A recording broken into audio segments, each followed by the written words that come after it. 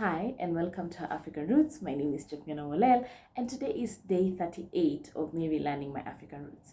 So today we are talking about the orkoiyot. The orkoiyot is a medicine man, or was a medicine man, and he was thought to be the chief medicine man of the land. He was thought to be a diviner, and he could foretell the future, interpret dreams for the people, interpret omens, and also foretell the future, interpret omens, and avert bad luck. So if they had anything that was happening in the community, they would go to him to either bring a sacrifice to the ancestors so that they would not experience the thing that they were supposed to experience. Okay, the role was thought to be hereditary, and interestingly, because it was hereditary, some of them, or at least some of my research shows that they came, or the specific orkoiyot that were there in the late 80s, early 90s were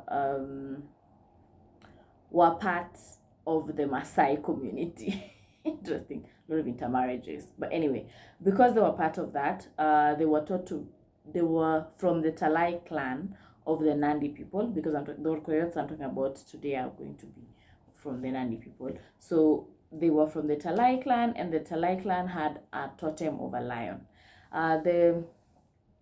The role was quite sacred. So because of sacred, none of the people were allowed to point any weapons on the orkoiyot or raise any weapons on them. And also, they were not allowed to touch the head of the orkoiyot. Reason for not touching: if you touched his head, he would lose his powers. Between me and you, isn't this Samsonic vibes, right? Anyway, the fourth orkoiyot, who was known as Kipnyole, was murdered by the Nandi people, and he was murdered mostly because they thought he brought about several calamities in succession. So there was drought, there was famine, there was a few deaths, and then also at the same time, I think they lost a war. So they thought the orkoiyot is the problem. They offed him. The same orkoiyot, who was known as Kipnyole, foretold the coming of the white people, and the Nandi people did not heed to it. And so as a result, they thought that the misfortunes that came after him, if you remember the Arab Samoe story, the one where he was hacked to death, or he was shot to death when he was going to negotiate for the Nandi people, even that was thought to be as a result, and all their losses after Kipnyole's death were thought to be as a result of the murder of Kipnyole. Okay, orkoiyot were not allowed to pray to the Assis or to Assis. If at that time the Nandi people believed in the Assisian religion, so they prayed to Assis, but orkoiyot was not allowed to pray to Assis because it was believed that the orkoiyot had to only speak to the ancestors, so he had to only have one line of communication to the ancestors, and maybe there would be crossed wires if he spoke to Assis. I don't know, but anyway, his wives were not allowed to do any house chores or any housework, even though then the female and male role were very clarified. But specifically, the wives of the orkoiyot were not allowed to lift a finger in the home. They had to employ servants who were known as orkoiyot. Okay, so those are the ones who did all the housework for them.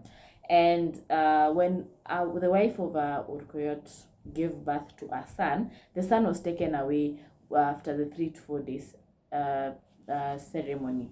If you remember me talking about birth before, if you've not done that, go and watch that video about birth. So after the 3 to 4 days, like the 3 to 4 days before the naming ceremony, they were taken away from their mother for a night, and then they were returned the next night. And this was a test. So if the mother worries when the child is away, the child will come back with a tree root or the bark of a tree and a frog.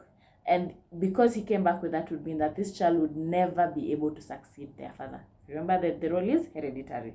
On the flip end, if the child came back with, if the mother didn't worry, the child would come back with the hair from a cow's tail, some form of grass, and a tick, a cow tick, and this was known to be the sign that this person could inherit and would become a future orkoiyot.